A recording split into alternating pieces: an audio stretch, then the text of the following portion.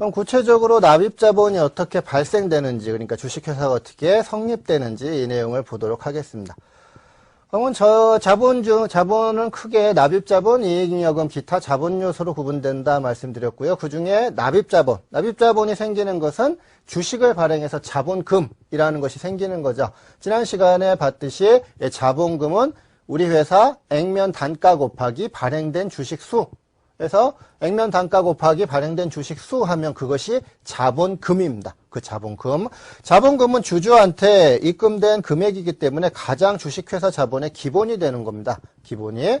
주식을 발행하게 되면 이 자본이 증가 또는 뭐 처음 발생되겠죠. 이때 주식을 발행하는 형태는 크게 액면 발행, 할인 발행, 할증 발행 세 가지로 구분됩니다.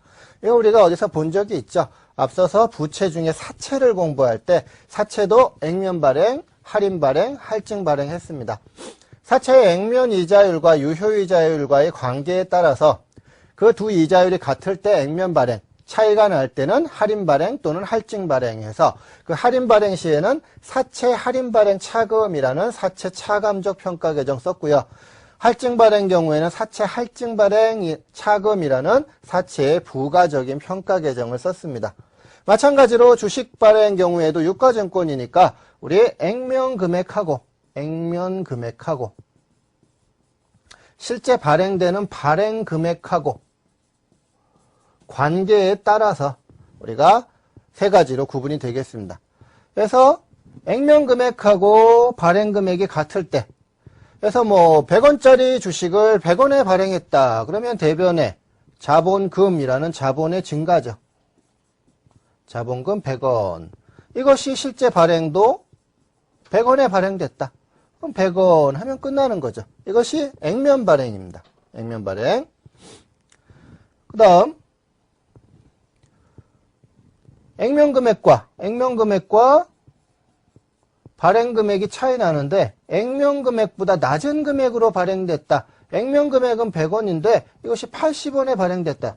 원칙적으로 할인 발행은 할 수가 없습니다. 왜냐하면 100원짜리를 발행해 놓고 80원밖에 안 들어오면 우리 회사의 실질적인 자산이 80원밖에 안 되죠. 자본은 100원인데. 그러면 이 회사의 자본이 유지될 수가 없기 때문에 할인 발행은 원칙적으로는 불가능하지만 일정한 요건을 갖췄을 때는 할인 발행도 할 수가 있습니다. 그래서 액면 금액은 100원이다. 그러면 항상 자본금은 액면 금액으로 기록하는 거예요. 그러면 대변의 자본금은 100원 증가하는데 실제 돈은 80원밖에 안 들어왔다. 그럼 20원만큼은 이것을 주식 할인 발행 차금이라고 처리합니다. 자본거래예요. 이런 것들이 주주와의 거래가 자본거래인데요. 자본거래에서 지금 비용이 발생됐죠. 이것은 수익비용으로 가는 비용이 아니라 이것도 자본입니다. 자본거래에서 발생한 비용은 비용이 아니라 자본이다. 자본. 근데 자본인데 차변에서 발생됐죠. 지난 시간 말씀드렸듯이 자본은 대변에서 증가하고 차변에 감소되죠. 근데 처음 생길 때 차변에 생기니까 이건 자본의 차감 항목입니다.